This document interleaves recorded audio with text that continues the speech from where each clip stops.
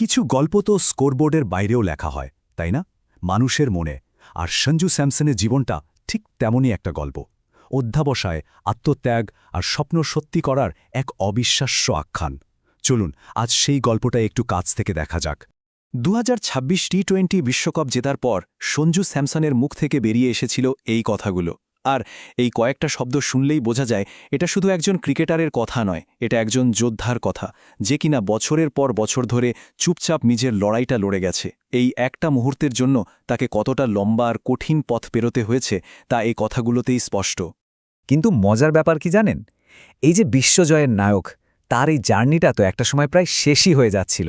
মানে একেবারে খাদের কিনারায় দাঁড়িয়েছিলেন তিনি। তো আজকের আলোচনাটা ঠিক এই নিয়েই, কিভাবে তিনি সব বাধা পেরিয়ে সব প্রতিকূলতাকে জয় করে বিশ্বমঞ্চে নিজের নামটা লিখলেন। গল্পের প্রথম পর্বটা পুরোটাই অপেক্ষার হতাশার। একটা লম্বা সময় ধরে সঞ্জু স্যামসনের অবিশ্বাস্য প্রতিভার পাশে একটা ট্যাগ জুড়ে দেওয়া হয়েছিল, এমন একটা নাম যা আসলে ছিল তার প্রতি অবিচারেরই একটা প্রতীক। ঠিকই ধরেছেন, অবহেলিত রাজপুত্র। নামটা শুনলে কেমন লাগে তাই না? এই নামটাই যেন বুঝিয়ে দিত যে প্রতিভা তো আছে, কিন্তু সুযোগটাই সীমিত। এই ট্যাগটা তাকে আর তার ফ্যানদের বারবার মনে করিয়ে দিত যে সেরাটা দেওয়ার জন্য যে মঞ্চটা দরকার সেটাই তো পাওয়া যাচ্ছে না। এই টাইমলাইনটা একবার দেখুন, কি অবিশ্বাস্য তাই না? 2015তে ডেবিউ, আর তারপর দ্বিতীয় আন্তর্জাতিক টি-20 ম্যাচ খেলতে অপেক্ষা করতে হলো পাক্টা 5 বছর, 2020 সাল পর্যন্ত। ভাবা যায়? এমনকি 2024-এর বিশ্বকাপেও স্কোয়াডে ছিলেন, কিন্তু মাঠে নামার সুযোগই পাননি। আর সেই একই মানুষ ঠিক 2 বছর পর বিশ্বকাপের হিরো। আর এই যে অপেক্ষা, এর গভীরতাটা আরও পরিষ্কার বোঝা যায় এই পরিসংখ্যানটা দেখলে। আন্তর্জাতিক ক্যারিয়ার 9 বছরেরও বেশি, অথচ ম্যাচ খেলেছেন মাত্র 77টা। এই সংখ্যাটাই তো সব বলে দিচ্ছে তাই না? মানে প্রতিভার এমন অপচয় সচরাচর দেখা যায় না। তো প্রশ্নটা হলো, এই যে এত লম্বা একটা লড়াই, এর শক্তিটা তিনি পেতেন কোত্থেকে? কোন বিশ্বাস তাকে বারবার ভেঙে পড়ার আগে বাঁচিয়ে দিত? উত্তরটা খুব সিম্পল, তার পরিবার, তার সেই দুর্ভেদ্য দুর্গ। শুরুটা তার বাবাকেই দিয়েই করা যাক। স্যামসন বিশ্বনাথ দিল্লি পুলিশের একজন কনস্টেবল ছিলেন, নিজেও একজন ফুটবলার। তিনি ছেলের মধ্যে প্রতিভার সেই আগুনটা দেখতে পেয়েছিলেন, আর সেই স্বপ্নটাকে সত্যি করার জন্য কি করলেন জানেন? নিজের পাকা সরকারি চাকরিটা ছেড়ে দিলেন। ভাবুন একবার, পুরো পরিবারকে নিয়ে কেরালায় চলে এলেন শুধুমাত্র ছেলেকে সেরা ক্রিকেট ট্রেনিং দেওয়ার জন্য। এর চেয়ে বড় ত্যাগ আর কি হতে পারে বলুন? শুধু বাবা নন, পাশে ছিলেন বড় ভাই স্যালিও। স্যালি নিজেও একজন দারুণ প্রতিভাবান ক্রিকেটার ছিলেন, কিন্তু মারাত্মক একটা ইনজুরি তার ক্যারিয়ারটাই শেষ করে দেয়। ভাইয়ের চোখের সামনে স্বপ্ন ভেঙে যাওয়ার সেই যন্ত্রণা, আর তারপরও তার হার নামানা মনোভাব, এটাই সঞ্জুকে শিখিয়েছিল যে পড়ে গিয়েও কিভাবে আবার উঠে দাঁড়াতে হয়। আর তাই তো বিশ্বকাপ জেতার পর তার প্রথম রিয়াকশনটাই ছিল পরিবারের প্রতি কৃতজ্ঞতা।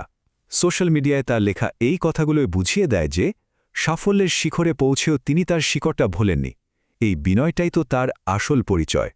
তো পরিবার তো ছিলই, কিন্তু জীবনে এমন কিছু সময় আসে যখন একজন মেন্টর বা গুরুর ছোঁয়া লাগে। সঞ্জুর কেরিয়ারের সবচেয়ে অন্ধকার সময়ে আলোর দিশা নিয়ে এসেছিলেন ক্রিকেটের এক জীবন্ত কিংবদন্তি। 2024-এর বিশ্বকাপটা তার জন্য ছিল একটা বিরাট ধাক্কা। দলে থেকেও একটা ম্যাচও খেলতে না পারাটা, এটা তাকে মানসিকভাবে একেবারে ভেঙে দিয়েছিল। তিনি প্রায় হাল ছেড়েই দিয়েছিলেন, ভেবেছিলেন ভারতের হয়ে খেলার স্বপ্নটা বোধহয় আর সত্যি হবে না। ওটাই ছিল তার কেরিয়ারের সবচেয়ে কঠিন সময়। আর ঠিক তখনই তার জীবনে এলেন মাস্টার ব্লাস্টার নিজে, সচিন টেন্ডুলকার। সচিনের সাথে ফোনে লম্বা কথা হয় তার, আর সেই অমূল্য পরামর্শগুলোই যেন ম্যাজিকের মতো কাজ করে। সঞ্জুর পুরো মাইন্ডসেটটাই বদলে যায়। স্বয়ং গড অফ ক্রিকেটের কাছ থেকে তিনি লড়াই চালিয়ে যাওয়ার নতুন মন্ত্র পেয়েছিলেন। এরপর যা ঘটেছিল সেটা যে কোনো সিনেমা স্ক্রিপ্টকেও হার মানিয়ে দেবে। পরিবারের ত্যাগ, ভাইয়ের লড়াই আর সচিনের পরামর্শ, এই সব কিছু মিলে যেন একটা পারফেক্ট কামব্যাকের স্টেজ তৈরি হচ্ছিল।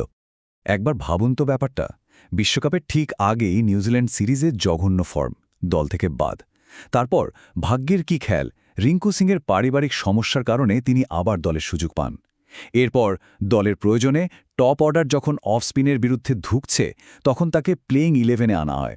আর সেই একটা সুযোগ, ওই একটা সুযোগকেই তিনি সোনায় সোয়াকা করে নিলেন। 321, এই একটা সংখ্যাই যথেষ্ট। পুরো টুর্নামেন্টে তার দাপটের গল্প বলে এই 321 রান। যখনই দল বিপদে পড়েছে, যখনই সবচেয়ে বেশি চাপের মুহূর্ত এসেছে, তার ব্যাট ভারতকে পথ দেখিয়েছে, বারবার খাদের কিনারা থেকে টেনে তুলেছে দলকে। শুধু দাপটই নয়, তিনি ছিলেন টুর্নামেন্টের তৃতীয় সর্বোচ্চ রান সংগ্রাহক। বিশ্বের সেরা বোলারদের বিরুদ্ধে এই পারফরম্যান্স, এটা থেকেই বোঝা যায় এটা হঠাৎ করে হয়ে যাওয়া কিছু ছিল না। এটা ছিল ধারাবাহিকতা আর কঠোর পরিশ্রমের ফল। আর এই অবিশ্বাস্য পারফরম্যান্সের চূড়ান্ত স্বীকৃতি প্লেয়ার অব দ্য টুর্নামেন্টের ট্রফি। ভাবুন তো, যে খেলোয়াড়কে 2 বছর আগে এই টুর্নামেন্টে একটা ম্যাচও খেলানো হয়নি, তিনি আজ টুর্নামেন্টের সেরা খেলোয়াড়। এর চেয়ে বড় কামব্যাকের গল্প বা রূপকথা আর কি হতে পারে বলুন তো? আর গল্পটা এখানেই শেষ হচ্ছে না। এই জয়টা তার জন্য ভবিষ্যতের অনেক নতুন দরজা খুলে দিয়েছে। মোহাম্মদ কাইফের মতো বিশেষজ্ঞরা এখন তার মধ্যেই ভবিষ্যতের একজন ক্যাপ্টেনকে দেখতে পাচ্ছেন। আর পাবেন নাই বা কেন? যে মানুষটা এত চড়াই উতরাই দেখেছে, তার চেয়ে ভালো লিডার আর কে হতে পারে? প্রায় 2 দশকের একটা লম্বা জার্নি। সঞ্জু স্যামসনের এই গল্পটা এখন আর শুধু ক্রিকেটের পরিসংখ্যানের মধ্যে আটকে নেই। এই গল্পটা আমাদের সবাইকে একটা জিনিস শিখিয়ে দেয়, প্রতিভার সাথে যদি ধৈর্য আর জেদ মেশে, তাহলে স্বপ্ন সত্যি হতে বাধ্য। প্রশ্নটা শুধু নিজেদের কাছে, নিজের স্বপ্নটাকে সত্যি করার জন্য আমরা শেষ পর্যন্ত লড়ে যেতে রাজি তো?